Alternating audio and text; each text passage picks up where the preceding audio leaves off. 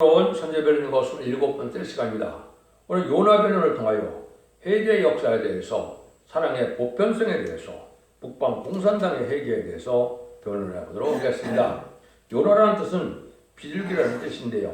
비둘기는 평화와 사랑을 나타내며 성령님을 뜻하기도 하는 것처럼 하나님의 사랑이 온 세계를 향하여 역사하실 것을 보여주는데요. 아수르의 수도였던 니네베에 요나를 보내어 회개시키기 위하여 사역하신 것은 심판 때에 공산당 지역까지 하나님께서 말세종을 보내어 회개 역사가 있으므로 구원을 베풀 것을 보여준 것이다. 이런 의미가 있죠. 내용상으로는 어려운 게 없지만 우리가 받아야 될 교훈이 무엇이고 하나님이 하실 일이 무엇인가를 깨닫는 것이 중요하다. 한마디로 사랑의 보편성을 말씀하시는데요. 하나님의 이스라엘 하나님일 뿐이 아니라 모든 민족의 하나님이시며 먼저 택함 받은 자들을 열방을 상대할 사명이 있음을 깨달아야 합니다. 말세의 사역은 114,000명의 배성도가 다 차기까지 자유세계의 아름다운 식을 전하며 다시의 사명을 감당하며 마지막 5개월 방충의 난 때 재앙으로 떠나시는 권세로서 공산당적에 이제는 택한 백성을 구원하는 역사가 마지막으로 진행이 될 것입니다. 그래서 그들을 예비처로 인도하면 이제 구원의 역사가 끝나는데요. 이때 듣고 순종하여 따라오는 자들은 이제 새 시대의 남은 백성이 되고 그때 순종치 않는 멸망을 당하는 것이죠. 간단히 말씀드리면 불원간의 전삼년에 들어갈 텐데요. 그러면 진리의 신분에 대한 틀을 지은 종이 변론해요. 이 변론의 말씀에 뒤따라오는 자들은 충성과 지시를 다해서 신부단장이 이루어지면 이마에 7냥을 받아서 인을 맞음으로 변화성천하는 변화 성도가 될 수 있고요. 순종하지만은 이제는 충성하지를 다하지 못하고 신부단장을 이루지 못하는 백성들은 예비치로 인도하여서 남은 백성으로 천년왕국인 새세대가 되는 것이 하나님의 뜻인데요. 이런 일들이 이제 불원간에 진행될 때 전 세계 택한 백성들을 구원하는 역사가 있다. 마치 모세를 통하여 이제는 10가지 재앙으로 땅고 바로를 굴복시키고 이스라엘 백성들을 유월절 어린양으로 구원을 받게 하셔서 결국은 홍해에 바로 군대를 수장시키고 구원하는 역사를 했던 것처럼 또 그래 광해성을 통하여 요단강 건너서 다이단골 건설했던 것처럼 인간적으로도 하나님이 그런 역사를 할 때 마지막으로 악의적인 공산당적의 택한 백성도 회개시켜서 구원받기를 원하시는 하나님의 사랑을 나타내는 것이다. 이렇게 볼 수가 있죠. 그래서 이거는 또 우리 주님께서도 직접 말씀을 하셨죠. 주님께서도 보면 마태복음 12장 30절에서 41절에 보시면 예수께서 대답하여 가라사대 악하고 음란한 세대가 표적을 구하나 선지자 요나의 표적밖에는 보일 표적이 없나니라. 요나가 밤낮 사흘을 큰 물고기 뱃속에 있었던 것 같이 인자도 밤낮 사흘을 땅속에 있으리라. 심판 때에 니네 사람들이 일어나서 이세 사람을 정죄하리니 이는 그들의 요나의 전들을 듣고 회개하였으므로니와 요나보다 더 큰 이가 여기 있으며, 이것처럼 이제 예수님의 사적도 예표가 된다 이렇게 말씀하셨죠. 그래서 예수님이 3일 동안 이제는 무덤에 가 있던 것처럼 요나가 물고기 뱃속에 가는 것도 이게 요나의 표적이다 이렇게 말씀했는데, 주님이 말씀하시는 것 중에 뭐가 지금 중요합니까? 니네 사람들이 일어나서 2세대 사람들을 정죄한다고 그랬지요. 회개치 않으면 구원받지 못하는 것이 하나님의 사랑인 겁니다.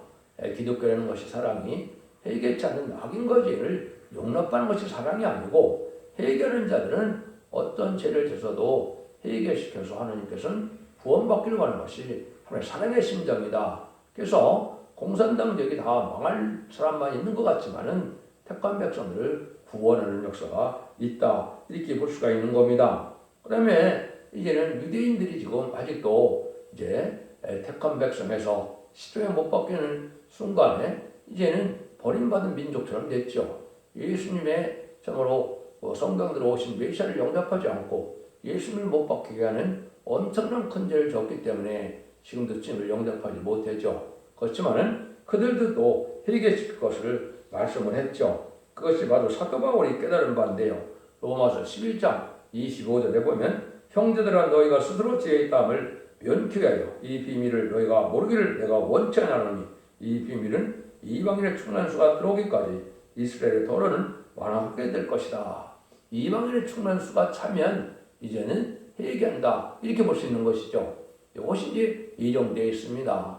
전 세계 아직도 주님을 모르는 자들, 이런 자들이 회개할 때가 마지막 택한 백성들이 나오는데, 이것은 이제 마지막 5개월 황충해난 때 성령의 역사로 늦은비 성령의 쏟아붓기 같이 내림으로 많은 택한 백성들이 회개하여 첫대기의 변론의 말씀을 듣고 음모로 예비처로 인도받아서 보호받을 수 있는 역사가 있을 걸 보여준 건데, 특별히 북방들에게도 이런 일이 있을 것을 얘기한 것이다. 그래서 이런 회개 역사가 육적 유대인도 이런 회개를 하게 될 것을 스가랴 12장 10절 이하에 말씀했는데요.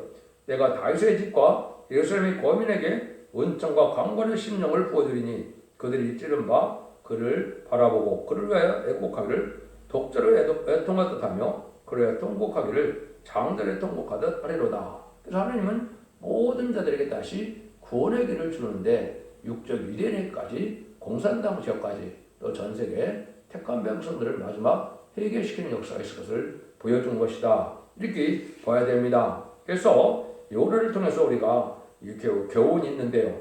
요나의 사적이 예수님의 사적을 예표하기도 하지만 요나를 통하여 택한 사명자는 순종해야만 하는 것으로 하나님의 강권 역사로 말세 중에 세워지고 길려지게 될 것입니다.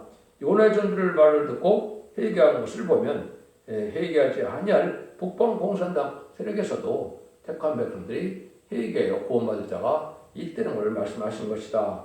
이렇게 볼 수가 있는 겁니다. 이 내용이 여러분이 쉬운 내용이고 다 아는 내용인데 이것이 어떻게 하나님의 섭리가 응하게 이루어지느냐 이걸 우리가 한번 볼 수가 있는데요. 근데 이것이 이제 성경적으로 응하는 것은 계시록 11장 5절 6절이 응할 겁니다. 계시록 5장 6절 보면 이것이 마지막 두 증인권세의 역사가 뭘 뜻했습니까? 엘리야의 사적과 모세의 사적을 같이 할 걸 보여준 것이죠. 그래서 엘리야 사적은 하늘의 피를 내서 이제는 하나님께서 회개시키는 역사가 나타나는데 뭐라고 그럽니까? 이제는 재앙으로 땅을 치는 건들로서 택한 백성을 구원하게 하신다 그랬죠. 이건 또 모세의 사역이죠. 모세가 10가지 재앙으로 발을 굴복시키는 것처럼 공산당 세력도 증인 권세를 받은 종들이 이제는 권세로 땅을 치면서 그들에게 택한 백성을 구원하는 역사가 있을 것을 보여준 것이죠. 이것이 이제 기록 11장에서 언급이 될 것인데 그 내용을 구체적으로 공산당 지역에 대한 하나님의 사랑을 나타낸 것이다. 이걸 좀 살펴보도록 하겠습니다. 1장에서는 요나가 사명을 버리고 도망을 가죠. 그래서 여호와의 말씀이 아미떼 아들 요나에게 임하니라. 이르시되 너는 일어나 큰 성 니느웨로 가서 그를 쳐서 에치라 그 악독이 내 앞에 상달했음이라 하시니라. 그래서 요나에게 이런 하나님이 큰 사명을 줬어요. 그러나 여러분이 아시는 것처럼 하나님을 피해 그거를 도주하고 있죠. 그래서 큰 폭풍을 만나는 일이 벌어지는데 하나님의 섭리가 참 묘하죠. 1장 3절에서 4절입니다. 그러나 요나가 여호와를 피하려고 일어나 다시스로 도망하여 욥바로 내려갔더니 마침 다시스로 가는 배를 만나니라. 여호와를 피하여 함께 다시스로 가려고 선가를 주고 배에 올랐더라. 여호와께서 태풍을 바다 위에 내리시매 바다 가운데 폭풍이 대적하여 배가 거의 깨지게 된지라.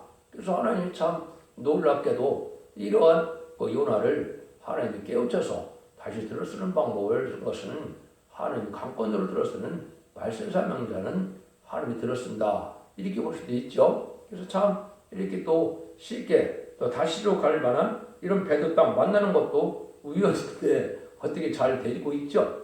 이런 데서 하나님께서는 또 태풍을 일으킨다. 하나님은 또 우주를 다 동원해서라도 하나님의 뜻을 이루는 분임을 알 수가 있죠. 그러면 아시는 것처럼 1장 17절에 여호와께서 이미 큰 물고기를 예비하사 요나를 삼키게 하셨으므로 요나가 3일 3일을 물고기 배에 있으니라. 뭐 여러 가지 이제 여러분들 아시죠? 그래서 결국은 제비를 뽑고 누가 죄를 졌느냐 이러면 요나가 걸리고 요나가 결국은 바다에 던져지게 되는데 하나님 뜻이 있어서 큰 물고기를 준비했다 이 말이죠. 그러나 하나님이 하시는 일은 인간이 상상해야죠. 그래서 요나가 회개하는 역사가 있죠. 그래서 요나서 2장 1절 2절입니다.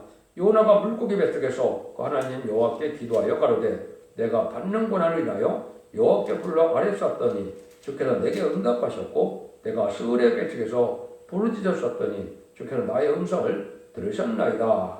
그래서 하나님이 이렇게 큰 물고기에서도 사람이 죽지도 않고 또 기도하게 하시고 또 하나님께서 그 기도를 들으셨다 이 말이죠. 참으로 놀라운 역사죠. 이런 역사를 통하여 하나님의 섭리는 또 이루어지게 되죠.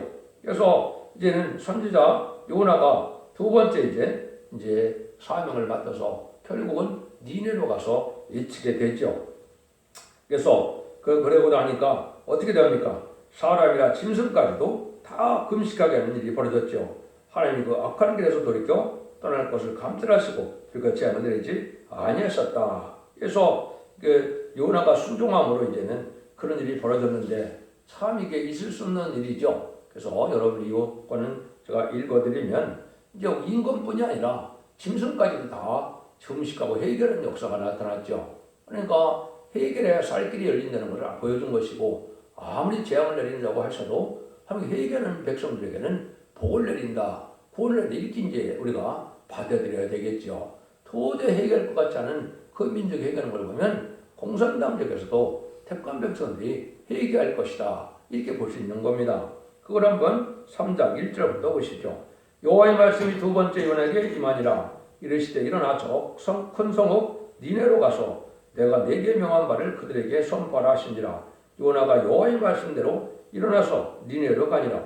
니네는 극히 큰 성읍이라 3일 길이라. 요나가 그 성에 들어가며 곧 하룻길을 행하며 애쳐 가로되 40일이 지나면 니네가 무너지리라 하였더니 니네 백성이 하나님을 믿고 그 음식을 선포하고 물은 대수하고 굵은 매를 입은지라. 그 소문이 니네 왕에게 들림에 왕이 보좌에서 일어나 조복을 벗고 굵은 매를 입고 제에 앉으니라. 왕이 그 대신으로 더불어 조서를 내려 니네 선포에 가로되 사람이나 짐승이나 소떼나 양떼나 아무것도 입에 대지 말지니 곧 먹지도 말 것이요 물도 마시지 말 것이며 사람이든지 짐승이든지 다 굵은 매를 입을 것이요 힘써 이렇게 부질 것이며 각기 악한 길과 손으로 행한 강패에서 떠날 것이라. 하나님이 혹시 뜻을 돌이키시고 그 진노를 그치사 우리로 멸망치 않게 하시리라. 그렇지 않은 줄을 누가 알겠느냐 한지라. 하나님이 그들의 행한 것 곧 그의 악한 길에서 돌이켜서 떠난 것을 감찰하시고 뜻을 돌이키사 그들에게 내리리라 말씀하신 재앙을 내리지 아니하시니라. 참 놀라운 일이죠. 회개 역사도 놀라운 일이고 하나님께서 멸망으로 하기로 작정하셨는데 회개를 듣고 또 그걸 멸망치 않는 사랑을 베풀어 주셨죠. 그러니까 우리가 인간의 생고는 도저히 회개하지 못할 그런 민족이라도 하나님은 회개하면 이렇게 복을 준다. 이것이 아까도 말씀드린 것처럼 니네는 지금 보면 공산당적이나 마찬가지니까 무슨 유물에 공산당적에 택한 백성들이 숨겨져 있고 그 택한 백성을 해결 역사를 인간 영혼에 할 일을 보여주신 것이다. 여기 우리가 제 교훈이고 이 사명을 말세 사명자인 10만 4천 명이 5개월 황충해난 때 일을 할 것이다 이 말입니다. 그런데 요나와 이제 이 4장에서 말씀을 이제 나누시죠. 하나님의 사랑을 깨우쳐 주시는데 이제 선지자 요나의 불평을 듣고 말씀하시죠. 뭐라 그럽니까? 여러분 박농불 상권이 났죠. 여호와께서 가라사대 네가 수고도 아니하였고 배양도 아니하였고 하룻밤에 났다가 하룻밤에 망한 이 박농불을 네가 아꼈거든. 하물며 이 큰 성읍 이 니네는 좌우를 분변치 못하는 자가 12만 명이요 육족도 많이 있나니 내가 아끼는 것이 어찌 합당치 아니하냐 이렇게 말씀하시죠. 그러니까 이때 니네 성읍이 꽤 큰 거죠. 좌우를 분변치 못하는 아들가 12만 명이라 이렇게 말한 거 보면 이거의 5배 정도는 되겠죠. 그러면 60만 명, 50만 명 내지 60만 명이 사는 큰 도시였다는 거죠. 그러니까 이 도시에도 하나님께서는 뭐라 그래요? 이제 내가 이들을 아낄 자가 왜 없겠느냐 이렇게 반문하시죠. 근데 요나는 이제 자기가 방랑거리 스스로 다 나가서 이제 햇빛을 가려주다가 그것이 죽으니까 너무 햇빛이 뜨거우니까 거기에 불평을 하니까 하나님께서 이렇게 반문하시죠. 너는 네 수고도 아니하고 나왔던 방랑불이 나왔다 죽었는데 네가 그렇게 그걸 화낼 일이 되느냐. 그럼 하나님께서 보면 저 많은 사람이 사는 그 백성 중에 어찌 회개와 구원받기를 원하는 자가 없겠느냐 이 말이거든요. 그러니까 하나님께서는 이렇게 사랑을 베풀기를 원하신다 이렇게 볼 수 있는 것이죠. 여러분 이게 여기만 돼 있는 게 아닙니다. 실제 이게 이제 소련 지역에서 공산당에서 회개하고 들어갈 것을 어디에 말씀했느냐? 이사야 18장 7절에 이렇게 말씀하셨습니다.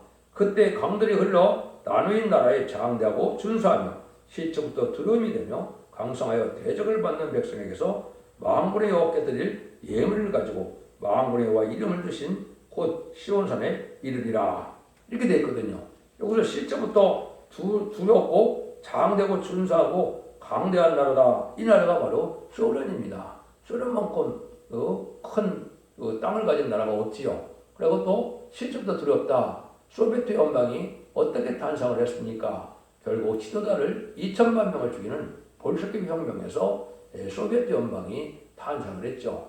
물론 그것이 이제 70년대, 80년대를 거쳐서 70년대 데탕트, 또 80년대 프레스트라이카 이렇게 들고 나서 개혁개방으로 1991년에 소비에트 연방이 무너지고 제정 러시아처럼 지금 돌아갔는데 이자들이 또 앞으로 후삼점을 할 일이 있거든요. 그러나 나중에 그자들에게도 구원받을 자가 있어서 하나님께서는 여기서 뭐라 그럽니까? 그 나라에서도 여호와께 예물을 드리고 여호와 이름을 드신 시온산에 이른다. 요 시온산이 중요한 겁니다. 요 시온산 통째 새 시대를 얘기하는데 이걸 자꾸 육적 유대인으로 보면 성경이 맞지 않습니다. 이거는 계류 10장 1절에 예수님이 이제는 어린 양 예수님이 10만 4천 명가대로 시온산에 섰다고 그랬죠. 이거는 천년왕국을 뜻하는 겁니다. 천년왕국에 이제 도읍지가 되는 한국으로 예배드리러 오는 백성이 있다. 남은 백성이 있다. 이걸 말씀하신 것이죠. 그래서 전산전반 이제 들어가서 마지막 때에 회개해서 돌아옴으로 예비처에서 보호받았다가 이제는 보호처로 또 보호받았다가 남은 백성이 되어서 세대축을 이루게 된다. 이것이 하나님의 사랑이다 이 말입니다. 그래서 인간적인 생각으로 되어지는 것이 아니고 하나님께서는 이렇게 온 우주를 구원하는 역사 속에 전 세계에 사랑을 없이 베풀 날이 남아있는 것이 심판대의 역사다. 이것이 마지막 한일의 전산전반 동안에 이루어질 것입니다. 전산전반은 37개월 동안 입맞은 13만 4천 명을 채우고 마지막 5개월 황초연한 때 택한 종과 택한 백성을 마지막으로 회개시켜서 예비체로 인도함으로 이제 그들이 남은 백성이 되어서 새 축복을 이겨낸 것이 하나님의 사랑의 역사다. 이렇게 볼 수가 있는 겁니다. 그 다음에는 천년왕국이 오는 것은 시온산 통치인데 이거는 새로운 한국이 기독교의 선지국가로서 정조국이 되므로 온 세계의 중심국, 수도가 되어서 한국을 중심으로 천년왕국이 이루어질 것을 말씀하신 것이다. 이것이 모든 예언서기 속의 결말이고 그것이 계시록 20장 4절에 그리스도와 더불어 천년 동안 왕노릇하는 안식시대가 오는 것은 옛날 적에 아담과 하와가 뺏겼던 에덴을 다시 주셔서 이제는 선악과를 먹은 죄로지가 망했었지만 생명과를 다시 찾아주시고 또 천년왕국을 에덴분에 회복시켜주시고 또 생육과에 번성하여 땅에 충만하라 모든 것을 다스리라 땅을 정복하라는 왕권까지 주는 것이 천년왕국이다 이 말입니다. 그래서 그 일들이 완성되어진 것이 하나님의 사랑의 뜻이 완성되는 것이고 그것이 바로 천년왕국으로 이루어질 것이다. 주님께서도 그의 나라와 의를 먼저 구하라고 그랬죠. 이게 지금 이 시대 하나님의 의고 하나님의 뜻이고 하나님 나라를 구하는 것은 천년왕국을 건설하는 겁니다. 이 일들이 그 진행될 날이 심히 임박한 때고 그것이 전산자만의 구원의 역사와 후삼자만의 환란 재앙의 역사와 이제는 재앙 때에 심승의 피를 받은 자들은 이제 순종치 않은 자들로 이 사람은 멸망의 대상, 심판의 대상자가 되어서 대접재앙 때 기름을 받다가 아마겟돈 때 전멸당하는 것이 심판의 방법이다. 이렇게 보시면 됩니다. 그래서 세상을 재창조해서 에덴을 회복해서 천년왕국의 안식지가 되므로 예수님이 만왕의 왕으로 의로운 통치를 이루는 것이 하나님의 사랑의 완성이다. 이렇게 깨달으시면 됩니다. 간단한 요나서를 통하여 여러분들이 이 진리를 잘 분별해서 기독교 2000년 역사가 예수 믿고 중생받아서 죽어서 구원받는 영원 시대로 끝나는 것이 절대 아님을 믿으셔야 됩니다. 이제는 죽지 않고 색색하고 죽음을 맛보지 않고 별성천하여 생명을 영접할 복음을 듣고 원죄 자원들 해결을 받아서 자선만대 축복을 누리느냐, 불순종하여 가족 전멸을 당하느냐, 이것이 인간 종말의 역사라는 걸 깨달으시고 여러분들도 진리를 잘 분별하시면서 이 시대에 사랑의 방주, 은혜의 방주, 구원의 방주, 첫대의 변론을 듣고 회개함으로 자선만대 축복을 누리는 복된 종들과 성도님들 다 되시기를 예수님으로 간절히 축원드립니다. 아멘.